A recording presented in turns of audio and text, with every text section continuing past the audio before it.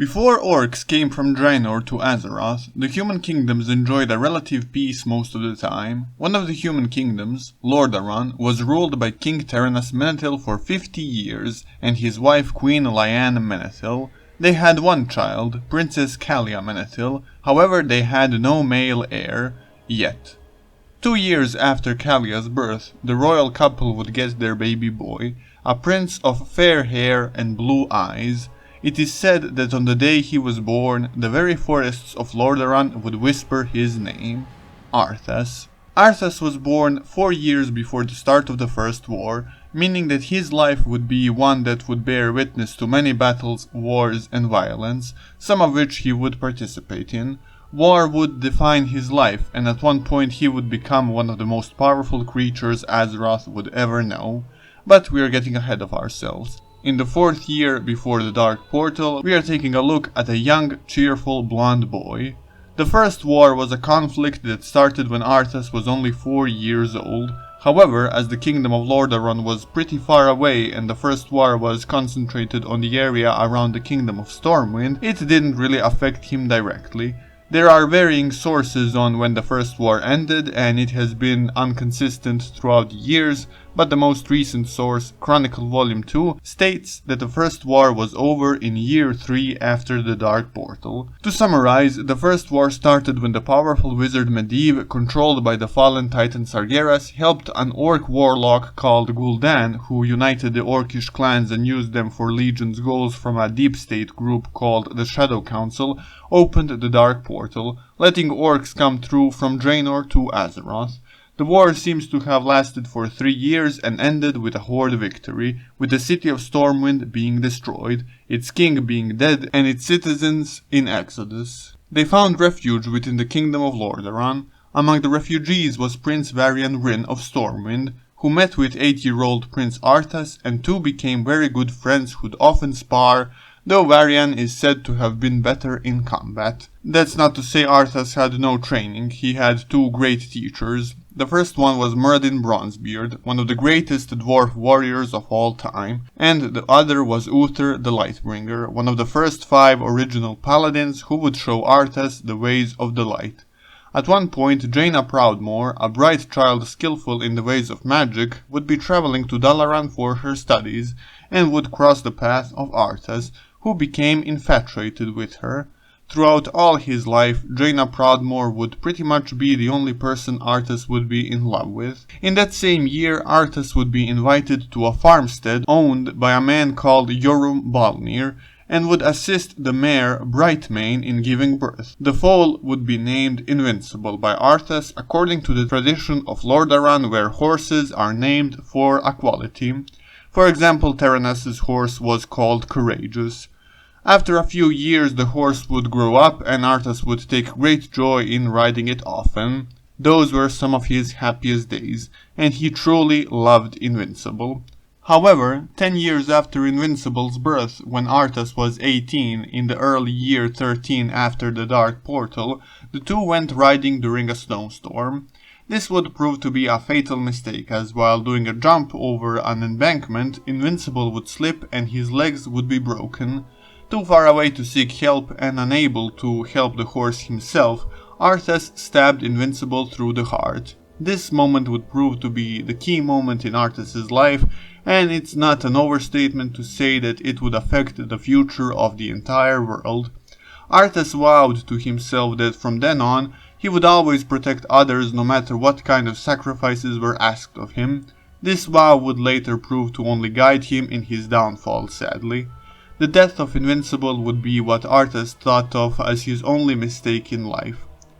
The next year, though, there was reason for celebration. At the age of 19, Arthas had been inducted into the Knights of the Silver Hand, the ceremony being held in the newly rebuilt city of Stormwind in the Cathedral of Light, in the year 14 after the Dark Portal. As a sign of induction into the Order, he was given the holy warhammer called Light's Vengeance by Gavinrad the Dyer, one of the first 5 original paladins and a peer to the likes of Uther and the legendary Turalyon. Arthas met many notable figures of Azeroth here, such as Admiral Daelin Proudmoore, King Gen Greymane, but also some familiar faces like Jaina Proudmoore and Varian Wrynn. He also got to meet the baby prince Anduin, who gripped Arthas' finger.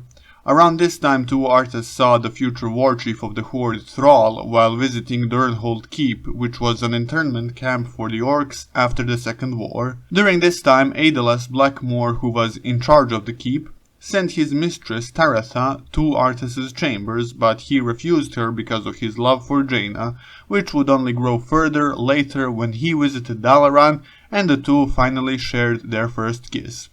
This was witnessed by Prince Kael'thas Sunstrider, who also had a thing for Jaina and was very angry about this. Jaina would then visit Lordaeron at Arthas' invitation many times in the coming years, spending the holidays there, and Arthas would publicly announce his courtship with Jaina at one point. During Hallow's End one year, the two would share a night together for the first time, and everything seemed to be going well, but in discussing their future he found himself unready for it and called it off after a ball during Winter's Veil. You could say he got cold feet.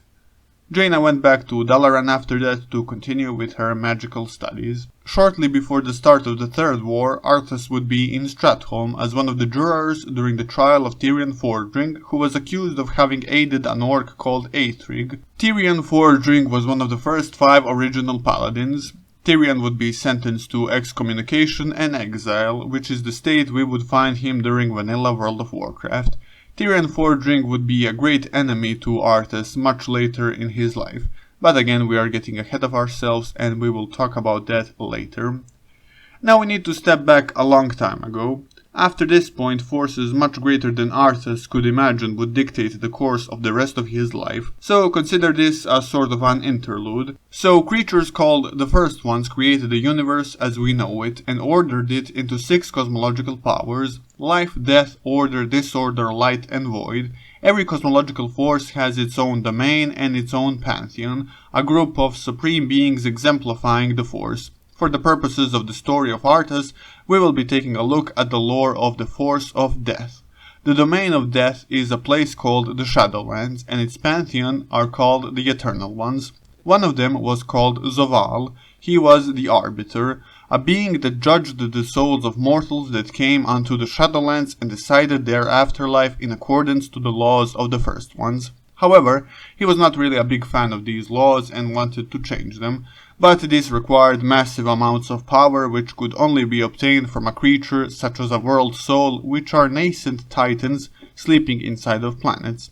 One of the most powerful of these world souls is Azeroth, so he tried to gain access to a secret part of the Shadowlands called Zereth Mortis, from where he could siphon the soul of Azeroth and do with it as he wished.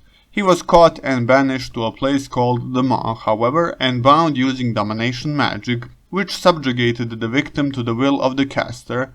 Domination magic was created by another Eternal One called the Primus. Zovaal would after that be replaced by a cold and mechanical arbiter, who would from then on judge the souls exactly according to the laws of the First Ones. Over time, Zovaal learned how to reverse engineer domination magic and mastered its magical runes. To make matters worse, he managed to capture the Primus, remove his memories, and used him to make armor with domination magic, including 2 artifacts called Frostmourne and Helm of Domination.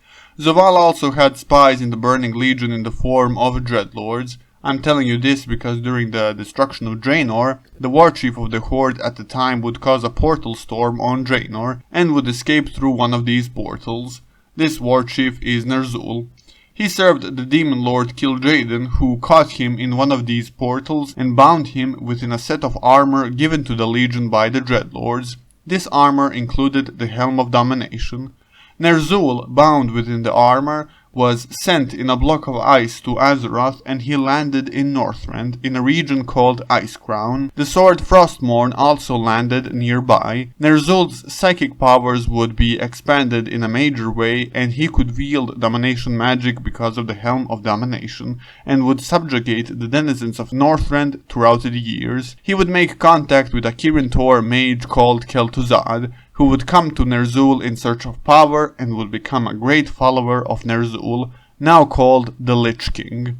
Ner'zhul would grant him the powers of the Plague of Undeath, which was also smuggled out of the Shadowlands, where it was used as a defense mechanism. However, Kel'Thuzad's mission would be to spread the plague on the mortal races of Azeroth, starting with humans. Okay, so here is where it might get a bit confusing. Kil'jaeden wanted Ner'zhul to use the plague in order to weaken Azeroth so that the Legion could come and easily take it over. Ner'zhul wanted to break off from the Legion and do his own thing, and Zovaal wanted the Legion to want Ner'zhul to clear out Azeroth so that he could easily take its soul and also open a rift between the Shadowlands and Azeroth, but the Legion did not know this as Legion served the powers of disorder. So there's a bit of a triple or even quadruple cross going on. It's almost like a heist movie. The only ones who were really aware of the whole plan were Zovaal and the Dreadlords. So both the Legion and Zovaal wanted Ner'zhul to be their herald, and Ner'zhul wanted to be pretty much independent. Okay, so now we are done with that, we can go back to Arthas. In the year 20 after the Dark Portal, when Arthas was 24, the Third War would suddenly break out. In the initial stages of the war there was trouble with orcs being freed from their internment camps. However, the orcs would eventually set sail for Kalimdor at the behest of Medivh. Uther and Arthas dealt with some demon-loving orcs that remained, but after that they would find themselves facing an entirely different enemy, a group called Cult of the Damned. The cult was spreading the plague of undeath, but the thing was that the kingdom of Lordaeron didn't really know how. Arthas was sent to investigate with the help of Jaina Proudmourne and his captains Falric and Marvin. Arthas and Jaina hadn't seen each other since the Winter Veils Ball a few years earlier. They found many humans falling to the plague, dying, and then being raised as undead. Since their last time together, Arthas became a powerful paladin and Jaina a very masterful sorceress, so they made quick work of the undead in their way.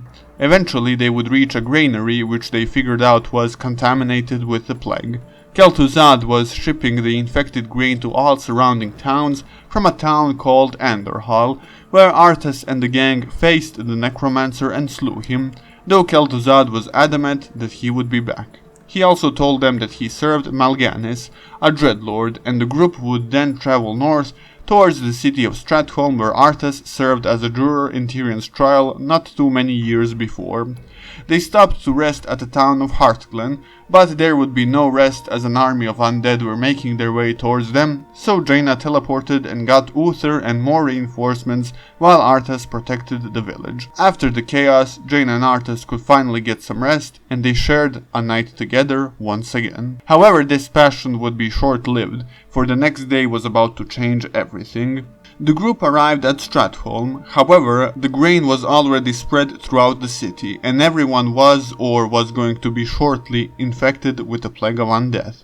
To contain it, Arthas decided that the entire city must be purged, remembering his vow to make whatever sacrifices necessary back when he had to put out Invincible out of its misery. Uther and Jaina were floored by this, to say the least, but Arthas was adamant. The two went away, leaving Arthas alone with a force of soldiers who marched into Stratholme and started slaughtering everyone, men, women, and children alike. They would be confronted by Mal'Ganis, who would taunt the young prince, but Arthas claimed that it was better that the citizens of Stratholme die at his hand than be made servants of the undead scourge. After burning the city down and slaying everyone, Arthas finally faced Mal'Ganis. However, the Dreadlord simply taunted Arthas and told him to seek him out in the Northrend, where they will settle their score. Mal'Ganis then left, with Arthas yelling after him that he would chase Mal'Ganis to the ends of the earth. Immediately after, Arthas took the royal fleet and set sail to Northrend. Before leaving, he approached Jaina and asked her to come with him,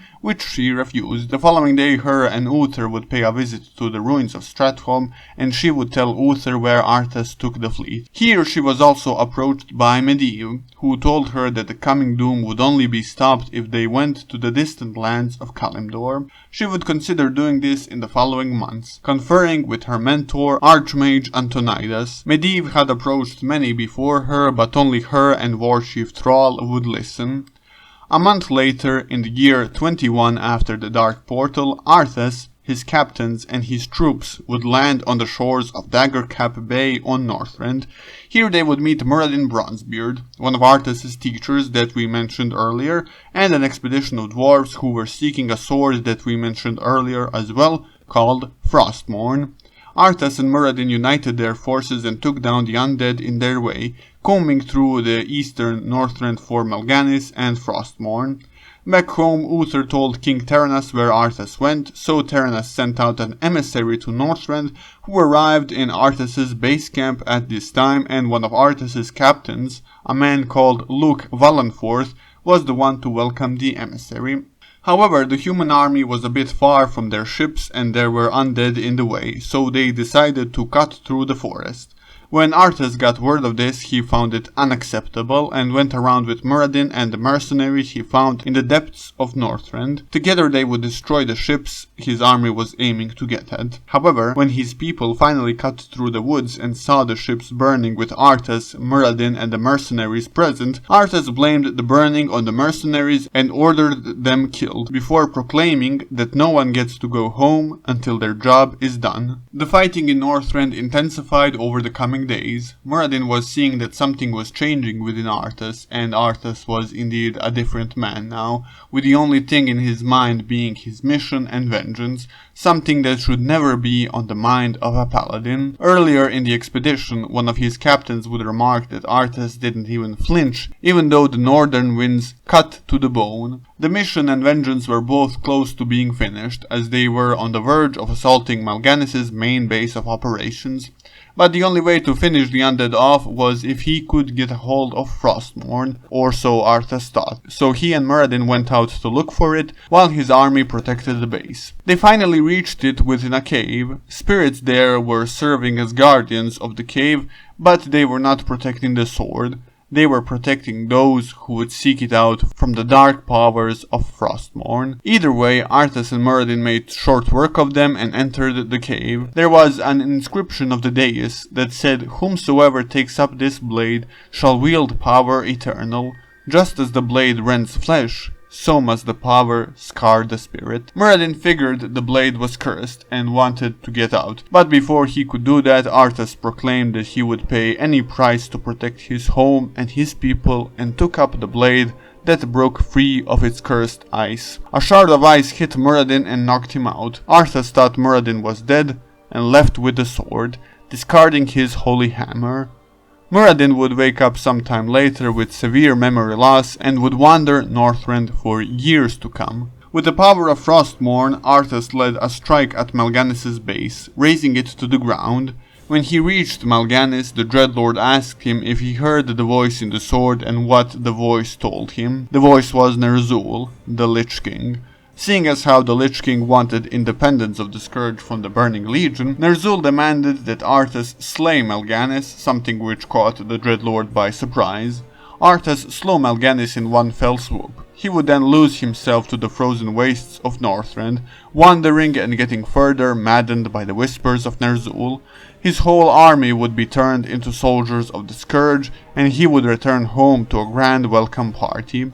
However, as you all know, this was not the same Arthas who left to investigate the Scourge. A lot has happened since, and he has accepted some truly dark powers, shown poignantly by the fact that he caught one of the rose petals falling during his welcoming celebrations, and the petal rotted in his palm. Terenas would be joyful that his only son and heir was back, but not for long. Arthas entered the throne room with his captains, Falric and Marvin, who would kill the guards around the throne room, while Arthas would ascend the throne and pierce his father's chest with Frostmourne. King Terenas, the last king of the Menethil line, would fall at the hands of his son, his blood-stained crown rolling down the steps and leaving a streak of blood on the throne room floor. This would bring back memories of childhood to Arthas, who remembered his good friend Varian talking about how his own father and king, King Lane Rin, was stabbed through the heart.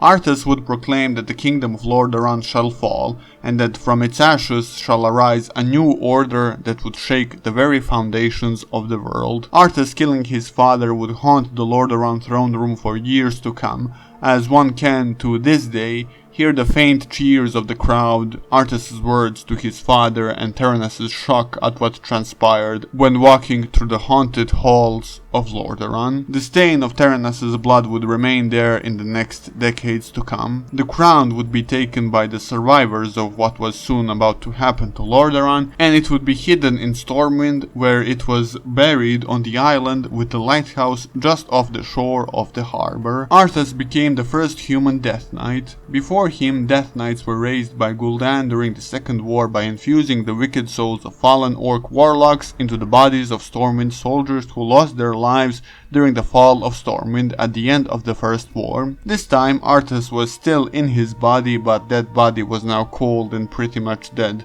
much like the soul inside. The first thing Arthas did after slaying his father was paying a visit to the Balnir farmstead, which, if you remember, is the farm where his loyal horse Invincible was born all the way back in year 4 after the Dark Portal, and who died in an accident that Arthas called his only failure. He would raise Invincible and would from then on ride the undead horse in his conquest of Lordaeron and beyond. First order of business, Arthas was contacted by Dreadlord Cal'Tacandrius. He would immediately distrust him, considering he is of the same species as Mal'Ganis, the one who led Arthas down this dark path. Arthas would be very different here than the one who went after Mal'Ganis. He would say that he destroyed everything that he ever loved, but he still felt no regret, no shame, and no pity, though deep down he knew this was a lie. His next task as the servant of the Lich King was to collect the cultists of the Cult of the Damned that were hiding in a nearby village and rally them for a journey to Anderhall, where they would collect the remains of Kel'Thuzad, whose burial grounds were protected by Gavinrad the Dire, who, even with his amazing light powers, couldn't resist the might of Arthas and the Undead Scourge. This is the same paladin who originally gave Arthas his holy warhammer. When picking up Kel'Thuzad's remains, the spirit of the necromancer would appear and the two would have an "I told you so" moment of sorts. He revealed to Arthas that only Arthas could see him and that Arthas shouldn't tell the Dreadlord anything. This was because Kel'Thuzad was plotting for the independence of the Lich King and the Scourge behind the Legion's back, who he thought the Dreadlords were serving. As Kel'Thuzad was a powerful wizard and necromancer in life, someone of his caliber couldn't be revived through simple necromancy, and a spell of that kind would require a massive source of energy, one that could be found the closest in the form of the Sunwell of Quel'Thalas. To survive the trip, Tichondrius tasked Arthas with obtaining a powerful magical urn that would ensure Kel'Thuzad's remains survived. He fought his way to the Knights of the Silver Hand who were guarding the urn, murdering his former brothers in the way, until eventually reaching the urn and its protector, none other than Arthas' other teacher, Uther the Lightbringer. Uther would reveal that the urn held the ashes of King Terenas. This didn't really dissuade Arthas, and the two fought, with Uther losing, though he did manage to almost land a killing blow on Arthas, only being prevented when Frostmourne magically flew into Arthas' hands. In his last whisper, Uther would beg the light to save his soul. Arthas would plunge Frostmourne into his former mentor, splitting his soul in two, one part that would end up in Frostmourne, while the other would go to the Shadowlands. With this, Arthas had killed 2 of the original 5 paladins of the Silver Hand, a feat that no one else can boast of, if that is something to be boasted about. He would spill the urn of its contents, which would be carried by the wind into Arthas' face, choking him and burning his eyes and throat. He would then rally his forces and set out to Quel'Thalas. Uther's soul would end up being judged to go to a place called Bastion, where the Kyrian, basically the angels of the Warcraft universe, are trained to collect the souls of fallen mortals and take them to the Shadowlands. His mentor here, Devos, would find out that his soul had a scar on it, belonging to domination magic, the type of magic that Zovaal, now known as the Jailer, mastered and was fond of using. However, Devos' warnings fell on deaf ears in the Bastion leadership, and she set out on her own path, forming the Forsworn that branched out from the Kyrian in secret. She fastened Uther's ascension and promised him that he will get his vengeance when the time was right. Uther maintained that this was not vengeance but rather justice. While this is part of Uther's life, it will tie in a major way to how the fate of Arthas shapes out later, which is why we are mentioning it. Arthas made his way to Quel'Thalas, a place he hadn't visited since he was but a boy. Instantly he would start carving a path through the Elven Kingdom. Along the way his efforts would be disrupted by the Ranger General of Silvermoon, Sylvanas Windrunner, who taunted him through the forests, attacking him out of nowhere and then retreating, burning bridges in her way. This would fuel Arthas' will to commit atrocities, as he at one point raised a bridge made out of bodies of the fallen. Quel'Thalas had many magical defenses, but that was not stopping Arthas either, as he had contacted a Magister of Quel'Thalas, an elf called Darkhan Drathir, who told Arthas how to sidestep these, making him the greatest traitor of Quel'Thalas. Darkhan would later attempt to betray Arthas as well, who promptly murdered him for such a transgression and raised him as an undead servant. Arthas and Sylvanas would finally come face to face, with Arthas slaying the Ranger General. With her dying words, she told him that she at least deserved a clean death. Arthas disagreed, and retorted that for all the trouble she has put him through, a clean death is the last thing that she would get. He would then raise her into a banshee, a powerful ghost witch that would kill with its dark voice, and set her out on the citizens of Quel'Thalas. From then on, Arthas would bring Sylvanas with him everywhere as punishment, showing his brutality wherever he went. Arthas broke through the city of Silvermoon, with King Anasterian Sunstrider and some of the Quel'Dorei forces retreating to the Isle of Quel'Danas, which is where the Sunwell was located at. To cross the isle, Arthas froze the waters of the ocean, which King Anasterian managed to break, angering Arthas further. The two would engage in combat. Anasterian would wound the legs of Invincible in the same spot where Invincible was injured in life during that snowstorm that seemed like a lifetime ago. Arthas would get even more enraged and would kill the king with a slash that even broke the old elf's sword, Fellow Melorn. Arthas would make his way to the ancient Sunwell, where he would raise Kel'Thuzad as a lich. It is said that while he was not looking, a pair of brothers managed to grab the old king's body and bring it to a tavern hidden from the eyes of the Scourge, as to prevent the king from being raised to the same cursed form as their former Ranger General. Anasterian Sunstrider was the last king of Quel'Thalas, as proclaimed by his son and successor, Prince Kael'thas Sunstrider, who formerly just had a rivalry with Arthas over Jaina. Now he only had hate for the fallen prince. Arthas and Kel'Thuzad would make their way to Alterac. Along the way, Kel'Thuzad would speak that they had a much grander part to play in the events to come, hinting at his false allegiance to the Legion. Here they would destroy a Blackrock clan orcish base that kept a functional demon gate,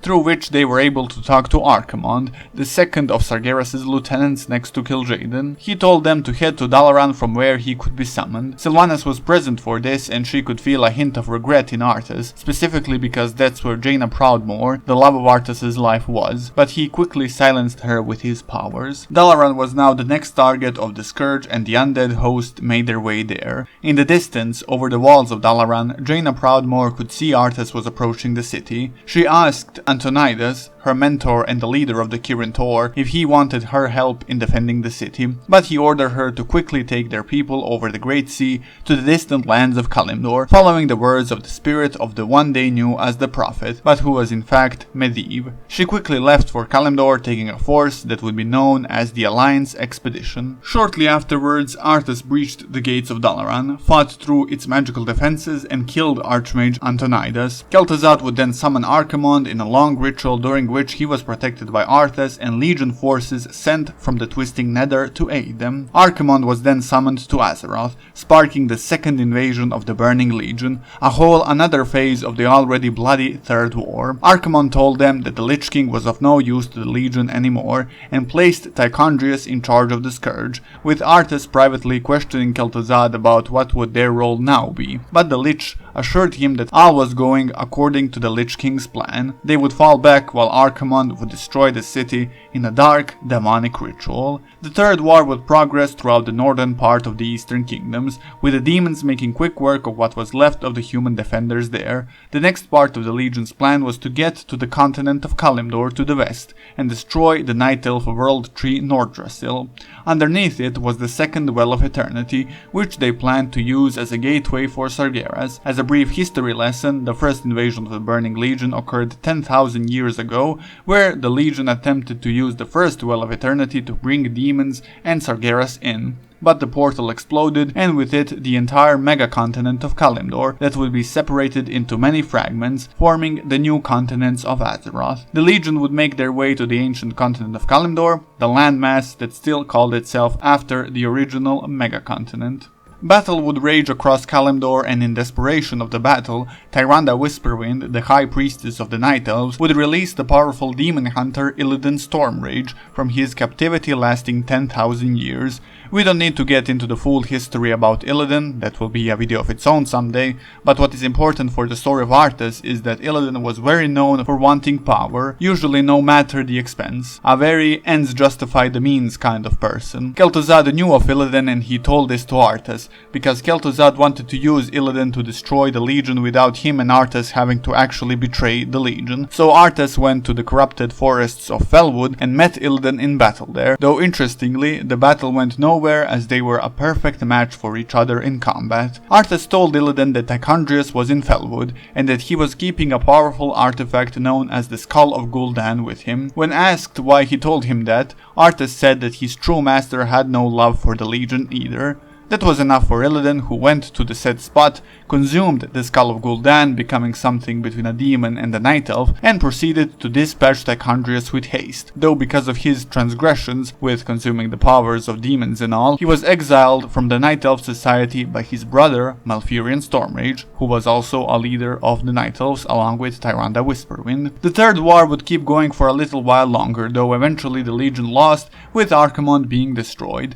Illidan Stormrage in his exile would cross paths with Kil'jaeden, who would promise him even more sweet demonic power if he was to destroy the Lich King and the Frozen Throne, since he finally figured out that the Scourge didn't have the Legion's interest at heart, and that Ner'zhul was a traitor. Lordaeron was left in charge of 3 Dreadlords who weren't aware of Archimonde's demise. Arthas would come back to Lordaeron and shoo them away. Then together with Sylvanas and Kel'Thuzad, he would slay any humans trying to flee the land. However, Ner'zhul was losing his power, and thus Arthas was losing his grasp upon the undead, including Sylvanas Windrunner, who found where her body was hidden and went back into it, and then teamed up with the Dreadlords. At one point she would also attempt to assassinate Arthas, however Arthas was protected by Kel'Thuzad. A couple of weeks later, Arthas would go to Northrend on Ner'zhul's command, leaving Lordaeron in Kel'Thuzad's capable hands. Lordaeron would then fall into what we know as the Plaguelands Civil War, in which the Scourge lost control over Lordaeron. This is a topic for another time. Right now what matters is that Arthas was in a race against Illidan Stormrage for the Frozen Throne. Illidan allied himself with the Naga, led by Lady Wash and Blood Elves, the survivors of Quel'Thalas, who were ostracized by a racist Grand Marshal called Garethos from the Alliance, thus joining forces with the Demon Hunter. Also, Kael'thas had a grudge against Arthas, let us not forget that either. Along the way, Arthas would be aided by the Nerubians, led by Anub Arak. Anub Arak, like Kel'Thuzad, would become one of the most important creatures in Arthas's plans. Illidan's and Arthas's forces would clash at the base of the Ice-Crown Glacier. The two would engage in single combat. The battle was intense, and this was the second time Arthas came close to dying. However, he managed to land a blow against Illidan's torso, wounding the Demon Hunter. Arthas would then ascend the Ice-Crown Glacier. Illidan survived the wound and took his forces back to Outland to hide from Kil'jaeden. Illidan already tried to destroy the entire continent of Northrend earlier, but was prevented by his brother Malfurion Stormrage. He knew Kil'jaeden would not tolerate a second failure. Meanwhile, Arthas ascended the Ice-Crown Glacier. On the way up, he would hear the voices of the people he either betrayed or slaughtered on his way here. However, one voice would silence all others, and that was the voice of Ner'zhul, calling to Arthas to free him from the prison of the Frozen Throne. Arthas took up Frostmourne and smashed the ice block, taking the Helm of Domination and putting it on. In his mind, he would see himself as a child, a diminishing humanity left inside of him, and also he would see the spirit of Ner'zhul, who would tell him he had to choose between the two. Arthas destroyed his humanity, the little boy, and Ner'zhul would celebrate this victory, but he celebrated too early, as Arthas destroyed him too. Now there was only one being there, the Lich King. Interestingly enough, some humanity was still inside of him, as it is said that little piece was all that stopped Arthas from totally wrecking everything on Azeroth, not that he held much back, mind you. Another sign of this is that he kept a locket gifted to him by Jaina even after becoming the Lich King and throughout his whole reign. Just something to think about. Arthas would fall into a slumber that would last for 5 years, until the year 26 after the Dark Portal. In the years that passed, a great citadel would be built around the region of Icecrown that would come to be known as Icecrown Citadel. It was built using Saronite, which is hardened blood of the old god Yogg-Saron that popped up all over Northrend. While it is never explicitly said, it is heavily implied that Yogg-Saron may have had some influence over Arthas and the Scourge, though at this point Arthas was the only true master. He was not serving the jailer, just as his predecessor hadn't, as he didn't really care much for any authority besides himself. Since putting on the Helm of Domination, he was pretty much the only one in control. He would also cut out his heart and hide it beneath this Icecrown Citadel. Many things on Azeroth would change. Alliance and Horde as we know them formed, the undead who got their free will in Lordaeron united under Lady Sylvanas Windrunner and would reclaim the fallen capital, calling themselves the Forsaken. 5 years after becoming the sole Lich King, Arthas would awake, rally his army of the dead and invade Azeroth. He would raise a second generation of Death Knights from the fallen of the Third War and use them to wage war against the Scarlet Crusade, a militant and religious group of Lordaeron survivors, most of whom he decimated. However, Tyrion Forging, now back as the leader of a group called the Argent Crusade, would turn them over to the good side during the Battle of Light's Hope Chapel, and these Death Knights would rejoin their brethren among the Alliance and the Horde. Stormwind and Orgrimmar were also under attack, though they were pushed back and plans were made to invade Northrend and attack Arthas at the heart of his domain, the Icecrown Citadel. Arthas had a plan for world domination. He intended to have the most skilled champions of Azeroth strike at him so that he would defeat them and raise them as undead champions of his, who he would then use to let loose upon the original homelands of theirs, reflecting his own transformation and his own fall into darkness. Many battles were fought throughout Northrend. The entire time pretty much Arthas was chilling in the Icecrown Citadel. The only time he really came out to fight was during the Battle of Wrathgate. Wrathgate was one of the entry points into the region of Icecrown. The Horde and the Alliance united forces and intended to break through. The Alliance side was led by a champion called Bolduar Fordragon, who used to be the Regent Lord of the Alliance while King Varian was missing because his son Anduin was still a child at the time. The Horde side was led by Draenor Saurfang, son of the legendary Varrock Saurfang, but a great warrior in his own right. Arthas would meet them outside of Wrathgate in combat. Saurfang Jr. would charge at him, but Arthas would make quick work of the young orc, taking his soul into Frostmourne. Battle was joined, but shortly thereafter a Forsaken apothecary called Putris, who betrayed Sylvanas Windrunner, started throwing a new type of plague that he developed, which was sanctioned by Sylvanas, by the way, but she didn't sanction this attack, on both the Horde and the Alliance and the Scourge. Arthas managed to get away by the skin of his teeth, however most were not as fortunate. Bolduar would watch his forces crumble and the battlefield would turn into a field of death. As he lay dying, he could see a flight of dragons coming from the nearby Wyrmrest temple, which burned the plagued army as to prevent the spread of contamination. This burning was led by Alexstrasza, who is known as the Lifebinder. Her fires had the powers of life and this kept Bolduar alive, though heavily burned. He was retrieved by Arthas a bit later. Tyrion Forging would rally the forces to strike into the heart of Icecrown. The best champions of both Alliance and Horde would break into Icecrown Citadel. Upon entering the Citadel, they would face the greatest horrors of the Scourge.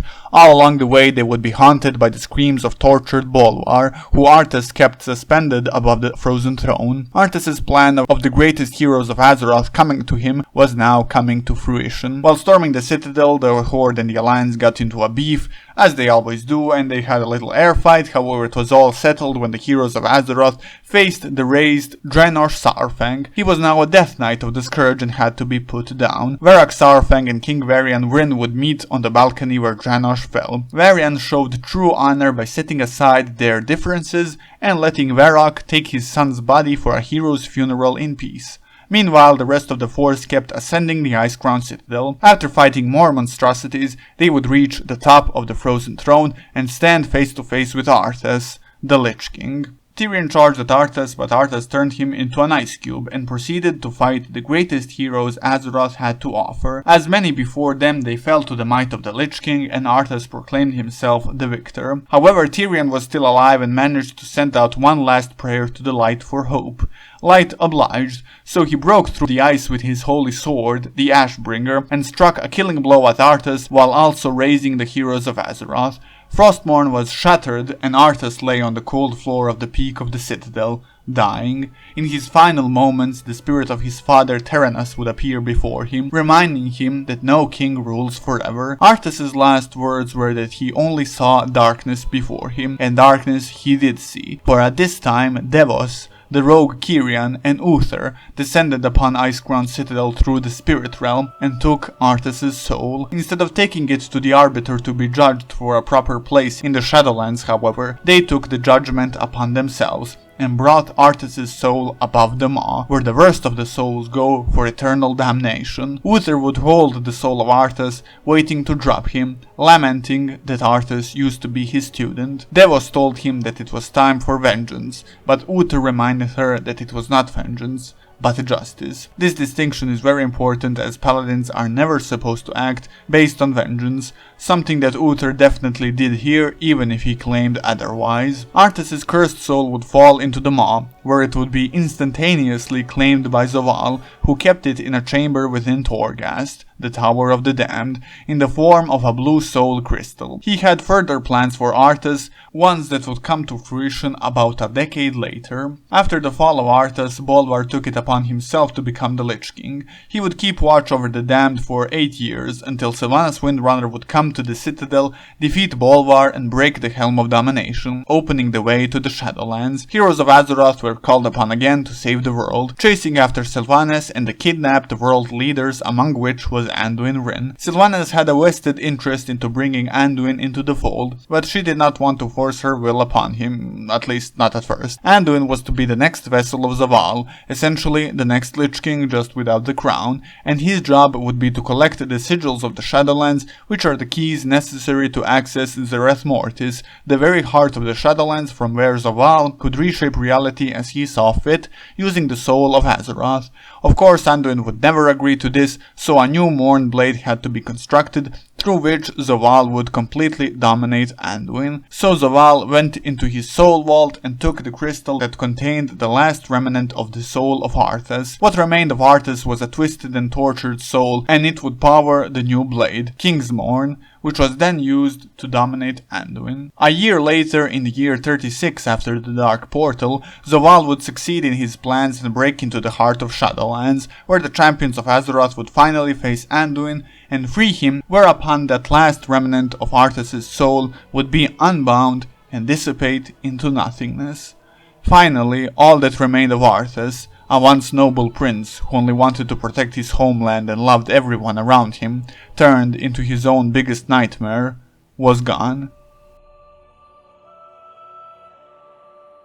Arthas is one of the most popular villains in gaming history, not just in Warcraft. It's definitely the face of Warcraft, the one that people who don't even play World of Warcraft know. This has been his entire life, from birth until all that was left of his soul was gone. What do you think about Arthas? Were some of his actions justified? Where do you think he went off the deep end? What's your favorite moment of Arthas' life? Let me know in the comment section below. Leave a like if you enjoyed this summary of Arthas' life, and subscribe if you want to see more videos like this. Thank you very much for watching, and I will see you all later. Peace.